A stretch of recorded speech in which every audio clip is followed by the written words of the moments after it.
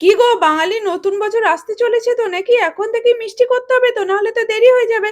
তো চলো প্রথমেই খাস্তা গজা দিয়ে শুরু করি।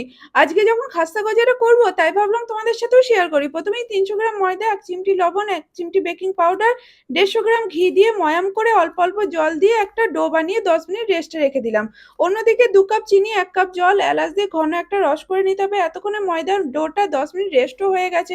এবার আমি যেমন করে বেলছি এইভাবে বেলে 5 বার করে নেবে।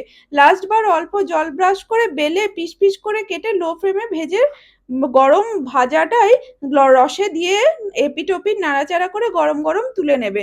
যা সুন্দর হয়েছিল না গো, এক কথায় অপূর্ব খেতে হয়েছিল। তোমরাও জানাও দেখি তোমাদের কেমন লাগলো। আর তোমাদের কি কি এই পয়লা বৈশাখের ফেভারিট মিষ্টি সেটাও জানাও, আমি তো সেটাও করব নাকি, আমাকেও তো টেস্ট করতে হবে তোমাদের ফেভারিট মিষ্টিগুলো। যা লাগছিল না, ভেতরটা রসালো ওপরটা ক্রাঞ্চি, অপূর্ব লাগলো। তোমরাও জানিও কিন্তু আমাকে।